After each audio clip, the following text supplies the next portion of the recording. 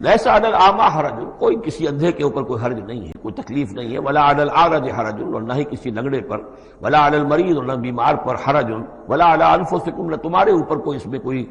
تنگی ہے، ان تاکلوا من بیوتکم و بیوت آبائکم، کہ تم کھانا کھایا کرو اپنے گھروں سے، اپنے باپوں کے گھروں سے، اور بیوت امہاتکم، یا اپنی ماؤں کے گھروں سے، اور بیوت اخوانکم، اپنے بھائیوں کے گھروں سے، اور بیوت اخواتکم، یا اپنی بہنوں کے گھروں سے، اور بیوت اعمامکم، یا اپنے چچاؤں کے گھروں سے، اور بیوت عماتکم، یا اپنی پھوپھیوں کے گھروں سے، اور بیوت اخوالکم، یا اپنے ماموں کے گھروں سے، اور بیوت خالاتکم، یا اپنی خالاؤں کے گھروں سے، او ما ملکت مفاتحہ، یا یہ کہ جس کی کنجیاں تمہارے ہاتھ میں ہے، کارخانہ ہے، اس کے مالک ہی تم ہو، وہاں جاؤ اور وہاں پر جا کر تم کھانا پینا ہو تو کھاؤ، اور صدیقکم، یا تمہارے اپنے دوست ہیں اس کے گھر سے، لیس علیکم جناح ان تاکلوا، کوئی حرج نہیں ہے تم پر اس میں، ان تاکلوا جمیعا، کہ سب مل کر کھاؤ، او اشتاتا، یا علیحدہ علیحدہ کھاؤ۔ اس کو خامخواہ بعض لوگوں نے عورتوں اور مردوں کے اوپر وہ جو ہے اس کا انطباق کر دیا ہے کہ چاہیں تو عورت اور مرد مل کر کھائیں اور چاہیں تو وہ علیحدہ علیحدہ کھائیں۔ یہاں مراد یہ ہے کہ بسا اوقات ایسے مواقع پر انتظار میں بڑی دقت ہوتی ہے،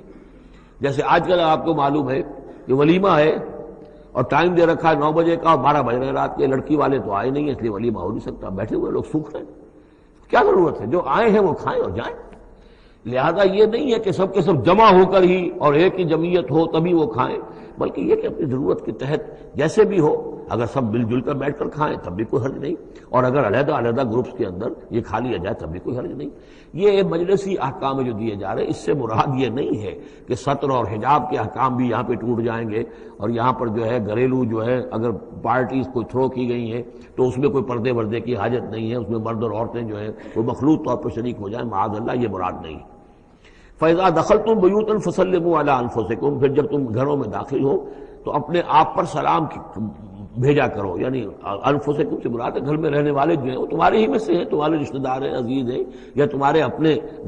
گھر میں بھی داخل ہو تو السلام علیکم کہو۔ تحیۃ من عند اللہ مبارکۃ طیبۃ، یہ دعا ہے اللہ کے پاس سے، اللہ نے تمہیں سکھائی ہے السلام علیکم، اور یہ مبارک بھی ہے اور پاک بھی ہے۔ کذالک یبین اللہ لکم الآیات لعلکم تعقلون، اسی طرح اللہ تعالیٰ تمہارے لیے اپنی آیات کو واضح کر رہا ہے، کھول کر بیان کر رہا ہے تاکہ تم عقل سے کام لو۔